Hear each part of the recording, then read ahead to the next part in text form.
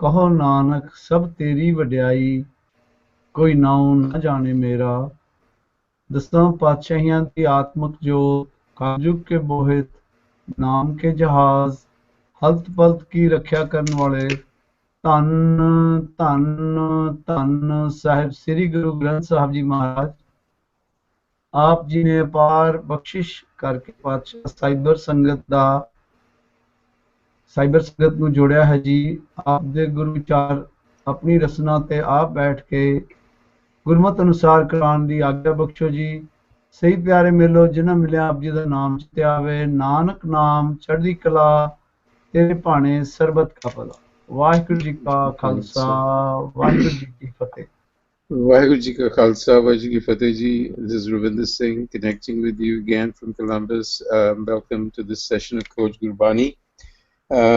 Given the audience, I don't think I need to actually go through all of our guidelines. All of you are very familiar with it. And but what I do want to do before we get started is actually bring all of you up to speed with the discussion that ensued the last time. Some of you were not present, and I think that is part of the issue, is different participants not sort of having the continuity. But nonetheless, here's how we left the last time, and I want to start off from there. We were focused on Hukmi Homan Akar, which is the second pauri of Japji Sahib, and we initially began with the moderator simply going through the entire pauri and rendering it in English. But somewhere halfway through the conversation, an observation was made that perhaps we ought to begin, as we had originally said somewhere, begin with a line-by-line description before we went into discussing the essence or the message in that pauri. So the long and short of it is that is how we want to begin. Now, I, speaking as the moderator, do have some questions that I want to put out there.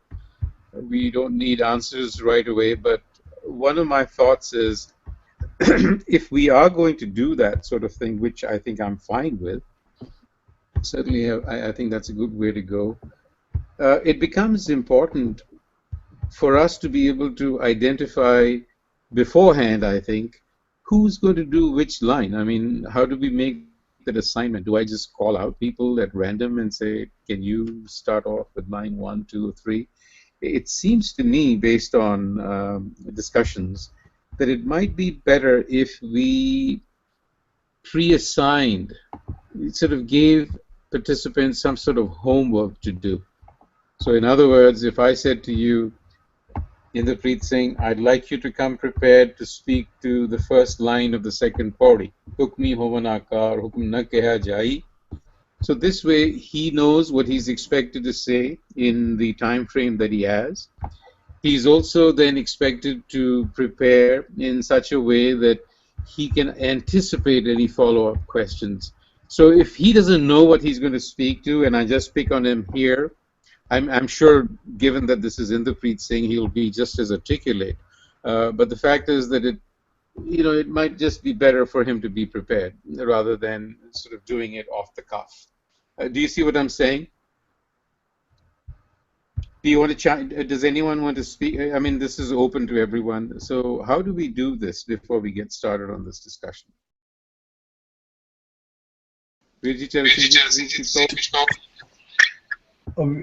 Inderpreet Vir ji, क्या लगे? Hanji, Inderpreet, go ahead. No, that's okay. I mean, that's typically how it's done, Virji. Just santusi kya hai ki, but that requires consistency of attendance. I get to see assignment deo ki, okay, next week this pauri, and flana this many lines. But so your idea is, that's all I wanted to say. That's what typically is done, and even in face-to-face Gurbani meetings sometimes. Or you just do it spontaneously. That's whatever the group decides. Yeah, but we need to settle. Harvinder, ਮੈਨੂੰ ਯਾਰ echo ਆ ਰਹੀ, ਮੈਨੂੰ ਆਪਣੀ ਆਵਾਜ਼ ਸੁਣਾਈ ਦੇ ਰਹੀ ਹੈ, ਹੁਣ ਠੀਕ ਹੈ. Yeah, I think everyone needs to mute when they're not speaking. I think then it should be fine. Achha. And I think in theory, I think that works fine, that we have the homework for everyone, but we have a different group almost every time, especially few people can only join on Wednesday and some can only join on Saturdays. So I think for us, since we're doing only one party and one line, it can be spontaneous, and if the person is not comfortable, then moderator can cover for it. And then our main purpose is to go more deep into the meaning of the line and the meaning of the body. So I think let's do spontaneously, and then wherever we feel, and then you can cover for the person who's not comfortable. Okay, I tell you, as you were speaking, I made some assignments for tonight's discussion, and guess what? Against Inderpreet Singh's name, I have line 1. So why don't we start there? Inderpreet Singh, do you want to start? Okay, sure. So that's Hukmi Hovan Akar, Hukam na keha jai. Is that it, or the second couplet? Yes. Okay. Chalo, I mean, like Harvinder said, it's really, if you translate the line, it's actually quite simple. But Hukmi in this case is through hukam, and I don't know if you all kind of converged on what's a appropriate word to use for hukam in English, or did you not, and just keep it at hukam? We went around picking up on the Harvinder, I'm hearing myself. Okay, I think it's okay. So no, Inderpreet, Galaya, all we did was really revert to very standard explanations, like order, command, what have you, will. We didn't come up, we didn't settle on any specific word as such, but we did certainly talk about all the, the conventional meanings that are out there. So. Okay, so I mean, I usually use divine will, but I think for our purposes, if we want to just get the essence of the line, I would just stick with hukam. So hukmi in this case is through the hukam, and whatever you want to translate it as, makes sense. Through hukam akar, so hukmi hovan akar, hukam na keha jai. I mean, the hukam is such an entity that it's indescribable. So there's some fascinating aspect of the divine will. That's the second part, and it's through this hukam that the universe is created, or nature is created, or nature being comes into play. Those are the things that I would think of spontaneously without having done any preparation. Okay. Thank you. I'm going to move to Dilpreet Singh for the next line. So the next line is Hukmi Hovan Ji, Hukam Mile Vadiyai. The way I look at this line is that it is the law or the hukam, or we can call the framework under which everybody is born, and again under the same framework we get the vadiyai, that somebody becomes good or somebody is liked. But if you want to go to the deeper meaning, then the way I see this is that it is because of our karams which we do, and most of the time those will result into the vadiyai or the likeness which we get in this world. So it is related to that. Okay. I do want to throw out a question there. Is vadiyai just an elevated status, or could it also mean the different pecking order in creation of different species? I just want to throw this out there for the panel. Right. So the way I see this, vadiyai is used as a representation of that if you do good karma and then you will get good returns out of it. I think it is the representation of that what you do and what you get, and it is represented by using saying vadiyai. Does anyone else?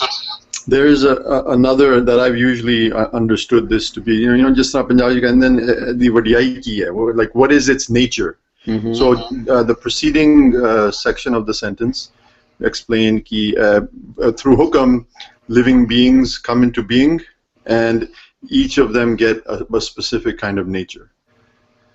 Right? ਉਹਨਾਂ ਦੀ ਕੁਛ ਨਾ ਕੁਛ ਵਡਿਆਈ ਹੁੰਦੀ ਹੈ, and all ਹੁਕਮ ਦੇ through ਹੁੰਦਾ ਹੈ. Thank you. Does anybody else want to comment on this? Yeah, I think from to me, hukme mile vadai seem to reflect upon the hukme, the part of the hukmi that dwells in us.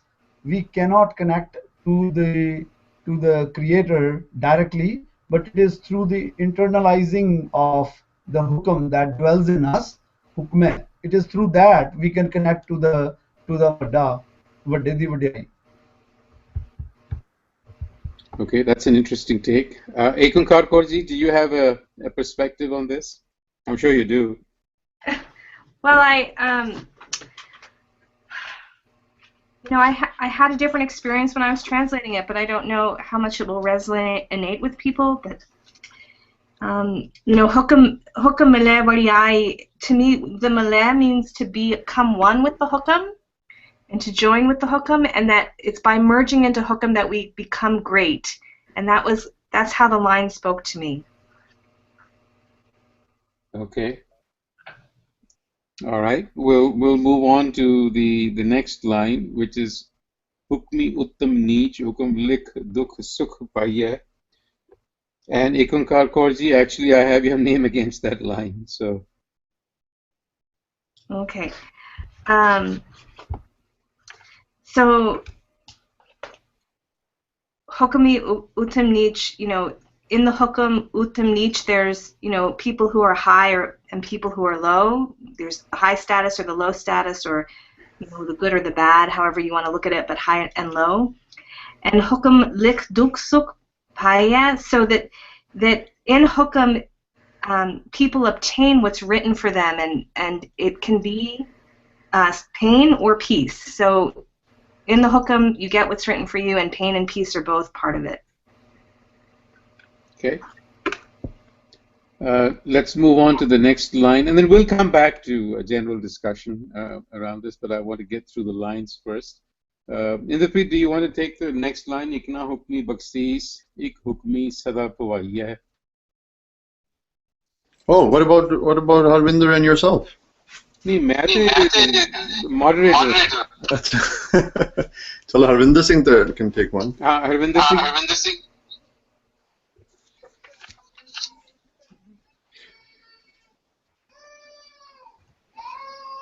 Anji, I can. Ye tere baal de piche?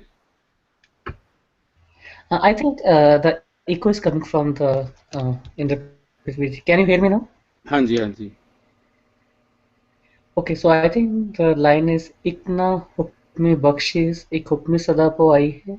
So I think I interpret this line as like through the hukum, someone meet with the Vaheguru in this life through the Guru, and some keep on going in the cycle of life and death.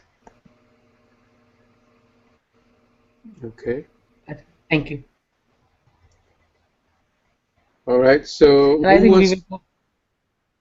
Hanji bolo. Yeah, we will come back to. We will come back to in more detail on every line later. Yeah. Yeah, no, we'll come back. I just want to get through a line-by-line explanation. Actually, I would also like for all of you to pick up on any words that might have meanings that are quite conventional, but that you might think differently of. So be quite free in bringing those up.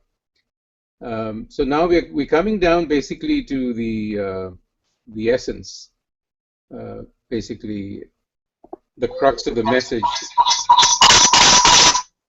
Harvinder, there's a lot of static and noise. Sorry, that was me. I changed the devices, so hopefully this is better. Okay, okay. Does anyone want to volunteer to take Hukme Andar Sabko, Bar Hukum Na Koi, Nanak Hukme Je Bujai, Kahaume Kahe Na Koi? Veer Charan Singh ji, why don't you take this?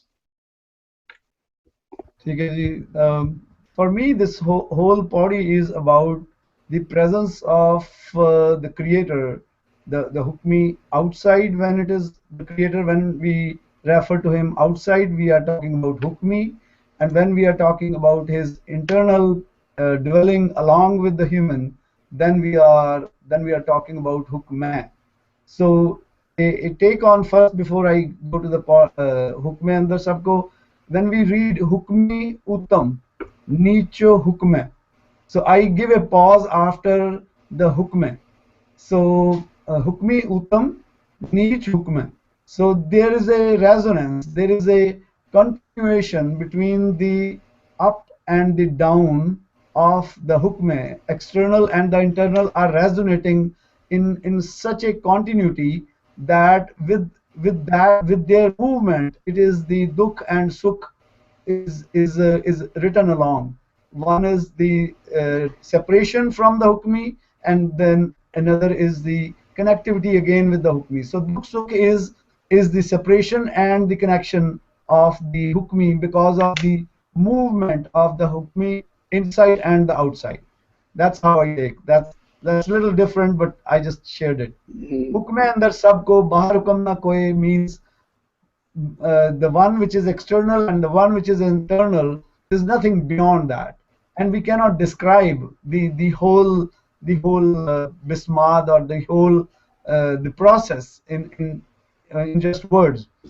However, if we are able to research what is dwelling inside and outside, what is the relationship of the two, how they are resonating, how they are oscillating between each other, then we would see that everything is that hukam only, and I would not insist upon that I am the finite is something as well.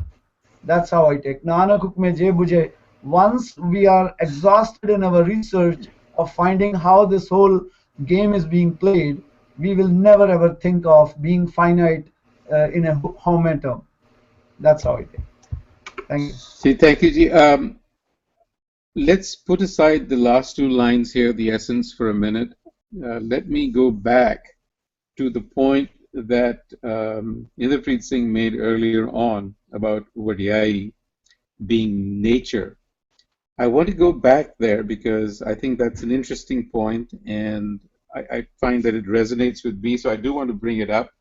It seems to me that the first three lines are referring to the creation that comes through the hukmi or through hukam, and because he's talking about akar, he's talking about ji and their nature vadiyai, and then uttam neech, which it seems to me might suggest the order of things, and then hukam lik dukh sukh paiye hai, it seems to me through that hukam is determined one's existence. I mean, that's how I see dukh sukh. I want to get your views on that. I mean, I want this to become a little bit of a discussion. Are we really talking about the order of things, the natural order of things here? Inderpreet, do you want to take off from here a little bit? I think there's a. Can you hear me? Yeah. I think there's definitely a, kind of the flow that you described. So I can see that happening. And this is a complicated line. This out of all of those lines, this is probably complicated because it has so many different interpretations. What is the neech and what is dukh sukh? But to comment on your flow, that he's categorizing different aspects, and this is Guru Nanak's pattern in all different banis, and especially we can see it in Asa Ki Baar, where his compositions are, there's interrelated subject matter in different lines. And so I'm in agreement with that. Hukmi, Uttam Neech, Hukam Lik Dukh Sukh Paiye. And I think one of the Virjis already explained that there's an aspect of karam over here as well, like what actions you do. So hukam has been written, but there's also an aspect that you know, one can mold their own destiny. But everything in accordance with hukam. So it's a dynamic process, and this is, I think, what this is saying over here. Hukmi, through this hukam. Your lifestyle is either an exalted lifestyle or is not an exalted lifestyle, you know, like downtrodden sort of. And it is through this hukam that this whole idea of pain and sorrow versus happiness and peace, that's the perspective of happiness and peace versus pain and sorrow is understood through this hukam as well. That's how I would look at that line specifically. Yeah, and I kind of like what Dilpreet Singh also mentioned. He uses the word framework, which to me makes sense, because it is, and I think I also like to think of this as the ground rules of a game that are set prior to playing the game, because, you know, Guru Nanak has referred to existence as a big game. In several places, Karte Kher Rajaya in many places. So these are sort of almost the rules of existence, if you will, is how I'm seeing it. So Ekankar Kaurji, do you want to comment on this, on this perspective that we are trying to draw out? Sure, I would. You know, for me, when I look at this Puri as a whole, Gurbani talks so much to the mind and the nature of the mind, and it's the nature of the human mind to create polarity, you know, tall, short, hot, cold. Language is based on so much two opposites that define each other and have a range of experiences within each other. And the nature of the human mind is that we are always in that perspective of the two polarities, and we prefer one polarity over the other. It's human nature. I like to be high, not to be low. I like to be happy, not to be in pain. And what Guru Nanak starts to do in this Puri, in my mind, and what you see repeated in Gurbani repeatedly, is to basically train the mind that, look, you're going to see life in this polarized way, and you've got to get to a much more neutral, vast perspective to understand that the command of the Creator, the way creation has been formed, contains all of that experience, that your mind will think this way, but the Creator holds that polarity. So don't get attached to either side, just be attached to that higher command. And that's kind of one perspective I thought I could offer. Oh, I think that is an interesting perspective. So what I hear you saying is that the mind, of course, you know, polarizes things, but then that is hukam as well, because the mind is being created that way. And that is how it exists and how it deals with the everyday world. But perhaps the injunction for us is to be able to look beyond this kind of polarity and duality. Is that what you're saying? That's what I'm saying, and that's what that last line for me means, is it's saying to the mind, look, if you can get to the place of seeing that everything that exists is within hukam, there's nothing outside of it, you're not going to be preferring one state over the other, and so your ego won't be taking over and, you know, taking over the show, basically. Yeah, I kind of, you know, I've often felt that the word being used here is hukme je bujhe. So it is like solving a riddle. It's not an explanation or a description, which seems to suggest that, you know, you intuitively feel and know that there is a unity beneath all the polarity and all the duality you see. And I think that is perhaps the consciousness-altering experience that Guru Nanak is speaking to. But let me turn to some of you to comment on this perspective. Dilpreet Singh, do you want to say something about the perspective we are trying to talk about? Right, I see this first four lines joined together like Hukme Hovan Akar, Hukam Na Keha Jai, means everything is being created under the Hukam, but it cannot be defined to the finite level. Because why it cannot be defined is because the hukam is also adaptive and it is changing. If it is defined and tomorrow that hukam can change because it is adaptive of the surroundings, and it will change as the surrounding changes. And then hukmi hovan ji hukam mile badiyai, that okay, all the creations in the first line is said under the hukam. Now it is ji means that we are also born under the hukam, and then what we get is as per our hukam mile badiyai, our karam, and then hukme uttam neech hukam likh dukh sukh paiye. Again, somebody is born in higher class, lower class, or somebody is high or low, and then dukh sukh is the most important thing which people are worried about, that we want all the sukh, not the dukh. So again, I think the indication here is that it is under the hukam and we have some flexibility to play this game. So instead of blaming somebody, we should know the rules and play it. And then ikna hukmi bakhshish ek hukmi sada bhawai hai. I think this is also joined together, that once the person under the hukam who makes the right choices and puts the right effort will learn and understand this, and whoever is not putting the right effort or not trying to understand it, then he will be lost and he will never get it.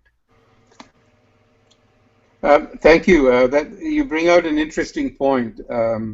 You're speaking of hukam not being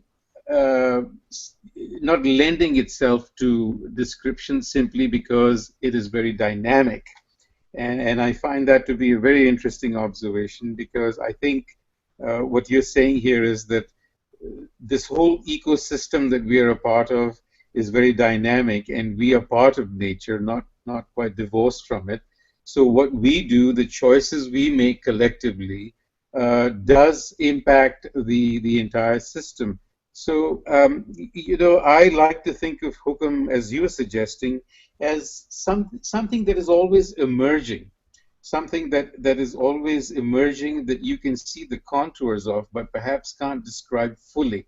So you have to have a feel for it. But that's a very interesting point, because conventionally, some people have translated keha na jai as saying, well, we don't quite know why there is a hukam, or what hukam will be is very difficult to sort of suggest or say or describe, which has always puzzled me, because if we can't really grasp hukam in any way, then it's almost pointless to sort of talk about it.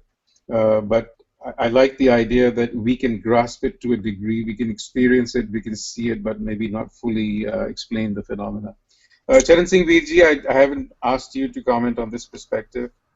Yeah, I'll first take up on hukam na keha jai, means it is beyond our comprehension to understand how can the hukmi is outside is also dwelling inside. That's the puzzle part. And the same hukmi is pavaye, means is going in and out is the same, right? That is the most amazing part. How can something which is outside is also inside? That's how simply I take it.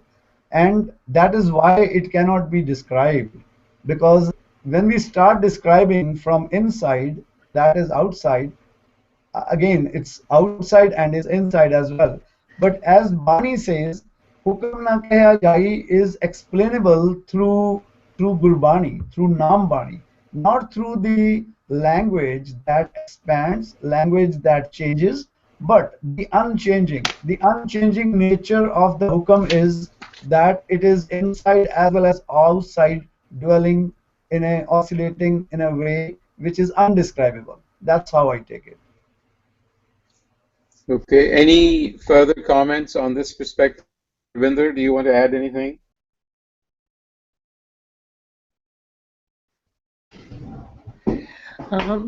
I think, as everyone mentioned, this is I think, the most complex body to explain, and then I think I got the views from everyone. Still, I am still not sure. Like when we say hukam na keha jai, from my point of view, it is still, you're saying that we can talk as much about the hukam, and we try to clarify or quote Gurbani or personal experience. It is still can't be explainable. it can only be felt. You can feel it in your daily life, and then so I think that line is still very confusing to me. But beyond that, there are few questions from the Sangat. So whenever you are ready, I will. I already posted them on the chat on the right side, so that everyone can see them. But so whenever you feel appropriate, we can go on them one by one too on this topic. Okay. Before we do that, there was one other aspect of Hukam that I want to actually bring up again. Thanks for the insight on this perspective. Obviously, we can talk about it forever, but let's move on to another perspective, and that is the word Hukam itself. And I know that Harpreet Singh mentioned as an aside, but I picked up on it and I wanted to come back to it, that the word itself is of Persian Arabic origins, meaning order or writ or decree. And, the associated word with God there is Hakim, which is one who dispenses justice. This is certainly from the Quran. And Guru Nanak was obviously familiar with that thought, and has invested his own meaning to that word, which we are obviously trying to figure out. But I do want to, and there was some conversation the last time and the time before that around, Pavaye, and whether it meant being caught in the cycle of birth or death, or whether it meant something else. And we were trying to relate it to the idea of karam, ape bij, ape khao, and to what degree that controls, how subjected we are to this. So I want to introduce this conversation here around this point, the idea of hukam and the hukmi being the dispenser of justice, being the hakim as well, and pura nyao kare kartar, as so can we talk a little bit about that before we go to the question? So let me go back to Inderpreet Singh again. Inderpreet, do you have any perspective on this? Actually, that's a very nice way to kind of get to the last two lines. And I was thinking through this while you were speaking, and I have to leave right after this. Sorry about that. Of course. But hukam,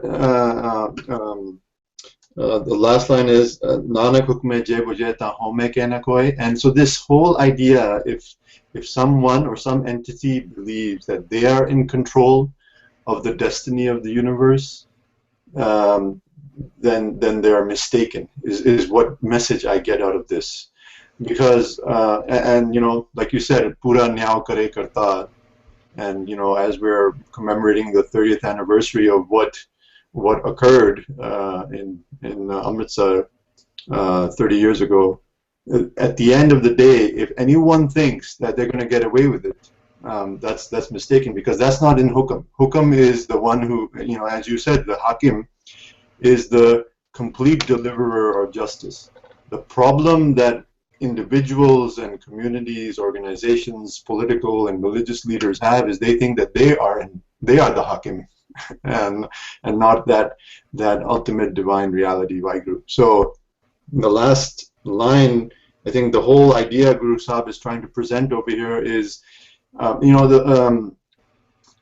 the way, I want to bring it back to also the other discussion we were having, is what does keha na jai really mean? Not that it's just dynamic, but it's so vast, it's so infinite, and we being just a minuscule portion of this infinite, that's why it's not describable. And so the humility aspect we are under, the nimrta the aspect, and that's why opposite of nimrta is home. So agar the vastness of hukam samajh aa jaye, this whole idea that I assert my independence myself upon others, or even upon myself, that goes away by the understanding of hukam. Does that make sense, or was I? Makes a lot of sense. I think the analogy that comes to my mind, Inderpreet, is that of an application program really not knowing how the operating system was loaded in the first place. So I'm thinking that it can. Well, it doesn't, right? I mean, it thinks it can, but it's really just interacting within the rules that the operating system has set. Right. For the application program. And I found this to be quite useful in trying to understand Hukam, why we can't really ultimately explain it all, because we are a creation of that Hukam. Right, and this will come later, but I always also explain Hukam as a kind of a sine wave. And the idea of Home is that we are not in sync with the wave. You know, we are off phase. You know, that's why you get noise when you can't tune your radio. I like to use the word off kilter as well. We are just a little off kilter. So no, thank you for the insight. Appreciate it. And I really apologize, but I have to leave now, and I'll look forward to hearing the recording of the next. Thank you. Love to the girls. Thanks. So, Ekunkar Kaurji, can we move to you, speak a little bit about Hukam being the Hakim, which is the Arabic word, as you know, for the dispenser of justice, and its relation to the notion of Karam, and, you know, this line that says, Hukmi Savab Pavaye, Ikna Hukmi Baksis, meaning some are caught in the cycle and some find release based on their actions. Share your perspective, please. Sure. I am, you know, actually I have a shabad from the Siddhi Guru Granth Sahib hanging on my wall that talks to this, and oh, good. You know, and one thing I always like to, you know, remember is that the entire Siddhi Guru Granth Sahib is meant to explain Japji, so I think it's always good when we can pull in other passages from the Guru to explain the lines we're, you know, looking at. But I don't have the exact page here, unfortunately, but it's from Guru Nanak Prabhati Mahala Pela Dakhni. And there's some lines in here that say, this is the English translation, the record of one's past deeds cannot be erased. I do not try to calculate the account. I accept the Hukam of God's command. And the first part of Shabad talks about all these kind of mythological figures who were led down a dark path, and the Guru says that no one willingly strays from the path, he alone strays who the Creator makes to stray. And I do get the feeling from the Shabad that part of Hukam is this mastermind that understands the accounts of everybody and is working those accounts out, and there is that notion, not like a negative judgment, but just that you've got, it's about balance ultimately, that the universe has to keep itself in balance, so the account has to be balanced. And I think it speaks, this Shabad to me speaks very clearly to Hukam as having that aspect to it.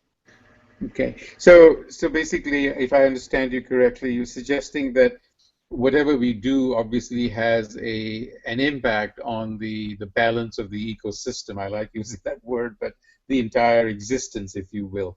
So it sort of reacts to what we do, right? I mean, we are making our own future in that sense, because the Hukam seems to sort of make things according to the way we act. Yeah, I think that's what I'm hearing from you.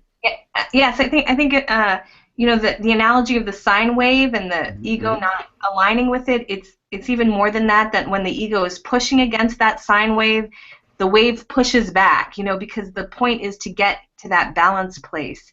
And to the extent that we align, we flow, and to the extent that we push against, we create the reaction that we have to go through ourselves. Thank you. Dilpreet Singh, do you want to add to this? Right, I think I am on the side that it is not the death and birth, it is the how we are getting liberated. But I have two questions on this discussion, with all due respect to all the panelists. Can I ask them? Please do. So one thing is that we are saying, right, this Hukam cannot be explained. If we say that it cannot be explained, then on the other side we are saying that our Gurbani is the explanation of the Hukam. So to me that contradicts. And then the second question which I have is, I think I also say that the entire Guru Granth Sahib Ji is explanation of Japji. But then on the other side I was reading, I also read that Guru Nanak's last Gurbani is Japji. He wrote Japji towards the end of his life when he settled in Kartarpur. And he wrote Japji at that time before giving or nominating Guru Angad Dev Ji as the Guru. So it is his last Gurbani, so it cannot be explanation of all. On the other side, I see it is the all the work he has done. He has compiled that into this. So I don't know if anybody can shed some light on this for my understanding. So Dilpreet, you need to explain the second question a little better because I'm not sure I understood what you're trying to ask. Right. So the you're second saying question that, is that we all say, I also say that the complete Guru Granth Sahib is explanation of Japji only. But on the other side, what I learned that Japji was not the first Bani that Guru Nanak wrote, it was the last Bani. okay. So I'm still not sure. Okay, let me open this up to the panel.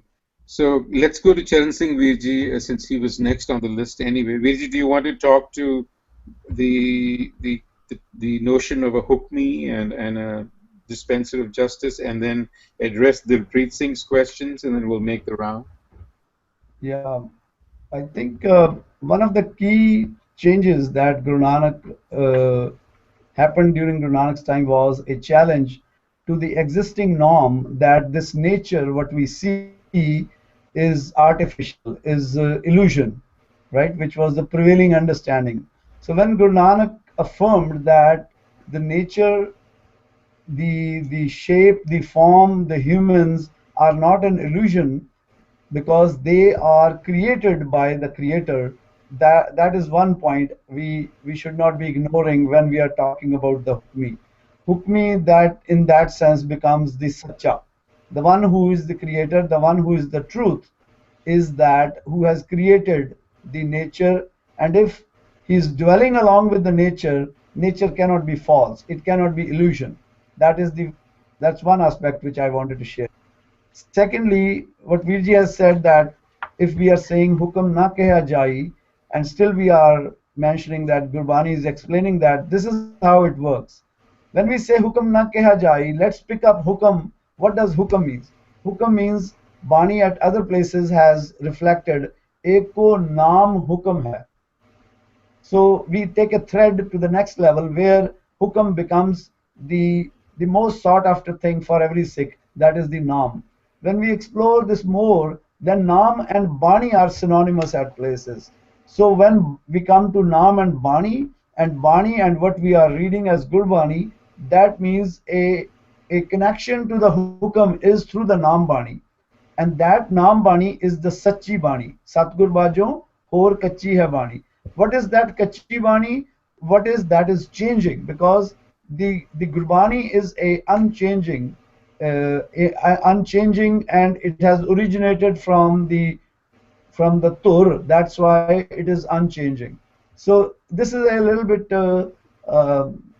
I would say, an indirect reference to whatever Guru Nanak say, hukam na keha jai. But when we research Gurbani and we research it exhaustively, ਅਸੀਂ ਫਿਰ ਬੁੱਝ ਜਾਂਦੇ ਹਾਂ that okay, this is the hukam, and hukam is that naam which connects the hukmi with the one that is dwelling inside. So this harmonizes the inside outside relationship of the nature, the man, which is again, and what dwells inside the man, and how all four are connected. Ekankar ji, do you want to add to this? Do you want to address the questions that Dilpreet Singh has brought up? I'm sure I'll briefly address them.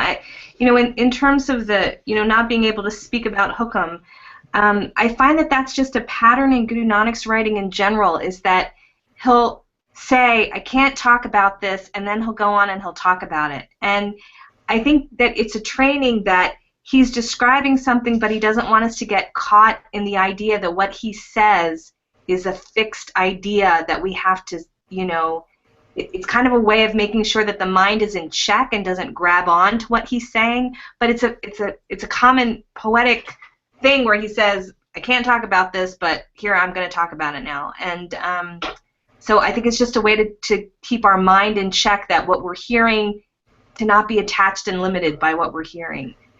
And then the issue of Japji and the Sri Guru Granth Sahib explaining it, I am, my own understanding was that Guru Nanak actually wrote Japji soon after his enlightenment experience, but I understand that there's different perspectives historically, and but I think that we just have to look to the Sri Guru Granth Sahib and the structure to give us the answer there, because Japji is the very first thing in the Guru, and it's not associated with any particular rag, and it's the initiating statement. And so when he wrote it historically, which may be a conversation about what he sang versus when it got written down finally, it is the first part of the Guru, and I think it stands very much as this is the initiation of what this Shabad Guru is about, and here is the opening thesis, and everything that comes after it is going to illuminate and explain it.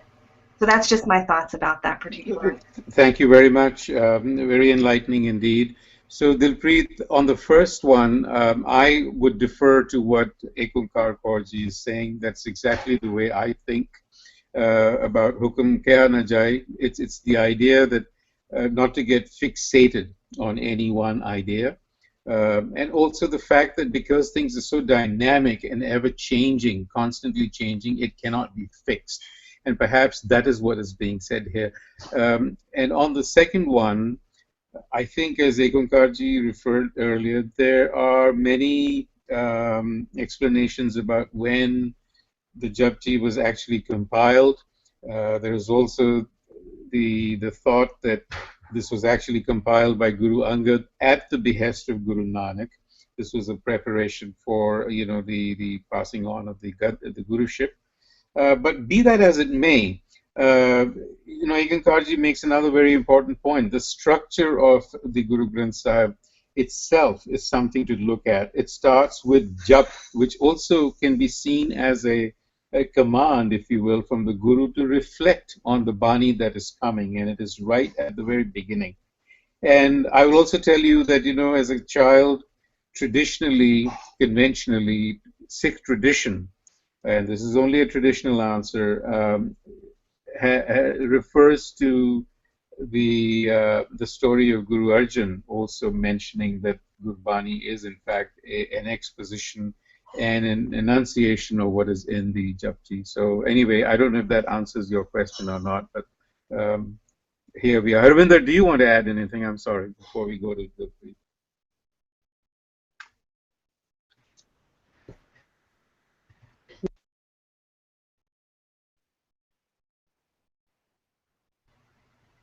Yeah, can you hear me? Haji.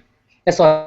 I think I was saying I found it very interesting to listen to everyone. I think we had a very good discussion today. So, do you want me to go to few questions if we can? Unless you wanted to have something else you want to go over first in the list, or I can at least bring 1 or 2 questions. Okay, we will just give me a second. So, Dilpreet, do you have any follow-up on that, or does that make sense, or is that something you can live with for now? No, that is good. I think I just wanted to hear everybody's views. I think that helps a lot. Okay. All right, Harvinder Singh ji, bring them on. Okay. So I think the first question, I will not go in any particular order. Okay. I think the question is something like, what can we do to eliminate home from our life? First thing we need to discuss is what is home, and then the question exactly is what can we do to eliminate it from our life? Very broad question, but what is the second question? Okay, the second question, I think let me go from the list. The first one was why Hukam cannot be stated, and I think we covered that questions in different forms already. Okay. The second is difference clarifications between hukmi, hukam, and hukam. So hukam comes in 3 different forms in this body. So they wanted to know if there's any particular clarification difference. If you need to go into more detail into the different structures of hukam. And third one is if hukam is the creative impulse of God and runs through all of creation, does it mean that we have an obligation to be co-creators with the divine? That sounds like language I'm very familiar with. It must be from your blog then. Yeah, I'm saying. So, Okay. Sounds like an echo to me. Okay, all right. so you want to take that one, and I think we have No, 2 minutes, so you want to take that one to no. the panel, I'll tell you. Yeah, I think or you you want? know what is Haume and all of that is a very broad conversation, and my suspicion is that that is what we'll get into the next time in some detail. We'll start talking about how Hukme je buje ta Haume kahe na koe. We'll I think address that. We have about 7 or 8 minutes, and I don't think we want to start that off. Does anyone want to address Okay. the idea of the different structures of Hukam as it appears? There is, different spellings of Hukam. Charan Singh Virji, do you want to take that on? There is Hukam. Yeah, I wrote on the blog also. I'm sorry, that to me, I have not. That's okay. That's okay. Yeah. That's Haji, carry on. when we are talking about the nature, when we are talking about the what is external to my a human, to that is all hukmi. What is inside me, that dwells along with me, that speaks through me, that listens through me, that reflects through me, that is the hukme. Now, how the hukme and the hukmi are connected? They are connected through the hukam. What is the naam of Guru Nanak's terminology? And when we are talking about both hukmi as well as hukme with the sihari inside, then we are talking about hukme, like both of them together. And that's how I understand it. That's how my entire understanding of the body is between the Sach and the Sat that dwells in Sach, that is allwhere, everywhere. So ultimately, as human, the Home originates where I got separated. No, let's just talk from about the Naam. different structures before we go to Haume. Let's just talk about the structure of Hukam, the word Hukam, as it appears in this Yeah, body. so hukmi external, internal, the connection between and addressing both of them with Dulankar. That's Okay. how I understand. Ekunkar Korji, do you have any thoughts on the sort of grammar of the word Hukam? No, I do not claim to be a great grammarian of Gurbani, so I will defer it to those people who know. Okay. Dilpreet Singh Ji? Dilpreet, do you want to comment on this? Right, I think one is Hukam de Hukam. We have to defer this. We can do it next time. I think Okay. Professor Sahib Singh has done a very good work. Yeah. He has explained all these three in his Guru Granth Darpan. I think to look at it, and he has done a good job of all this Sihari, Bihari, and they three have the separate So meaning. then, will you take this as an action item for yourself? Because I'm going to start assigning homeworks. That is fine. Yes, I can Okay. take this. Why don't you take this as a homework? Come prepared to speak about the different ways it's been spelled here with the Onkar and the Sihari and the Bihari, and what that structurally means, grammatically as well. And also, I think Charan Singh ji also wrote about this on the blog also. Okay. So if you can, I think you can So- also add your comments under the same blog. Okay. And then also, can I ask one more question, Ravinder Singh ji? Hanji, Hanji. So I think the more question sometimes comes regarding the second line, Hukmi Hovan Hukam Mile Vadiyai. I know we touch a little bit, but what exactly is meant by Vadiyai? So Vadiyai, can we go over Vadiyai one more time over the panel? Okay, all right. We'll start with Charan Singh Vadiyai ji. Can you comment? Yeah, 1 minute. to me, Vadai is the Vaheguru itself. He's the only who is to be praised, who is the only that has only one gun of Naam, and it is his Vadai. To whomsoever he gives the Naam, that is his discretion. So ਵੱਡੇ ਦੀਆਂ ਇੱਕੋ ਹੀ ਵਡਿਆਈ ਹੈ ਕਿ ਉਹ ਸਭ ਤੋਂ ਵੱਡਾ ਹੈ. ठीक है That's जी. ठीक है. Dilpreet, do you want to talk about what I very think quickly? if we go by the word meaning, it is Anjali, we are actually trying to go by the word meaning. Vadiyai da ki matlab hai? What does vadiyai mean? And first, let's talk about it in common parlance, and then what it might mean here. right. I think Vadiyai means Adar and Shobha, the respect which we get. I think that's what it means. In Punjabi, it is Adar or the Shobha we keh dene. Okay. So, Ekunkar Kaurji, do you want to chime in on this one? I don't think I have anything else to add to it. Okay. Okay. So we are running out of time. My take on the word vadiyai is that it refers to quality or nature, as Inderpreet earlier said. So I think we talked a little bit about how this might refer to the arrangement of the order, the divine order that comes through hukam. So to me, vadiyai simply means quality. Udiki vadiyai, as he said, what is his nature or what is his quality, essentially. So with that, I have about 3 minutes, and I think this is a good point to stop.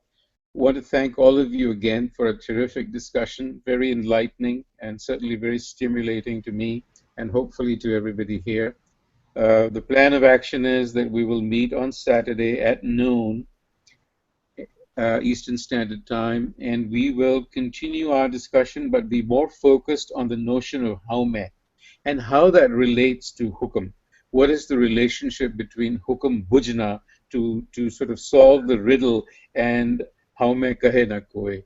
In other words, one would not assert that haume if one were to solve the riddle of hukam. So come prepared to talk about that, to talk about hukam and haume. With that said, any questions before we log off? Okay, very good. In that case, have a good evening and a good morning, as the case may be. Waheguru Ji Ka Khalsa, Waheguru Ji Ki Fateh.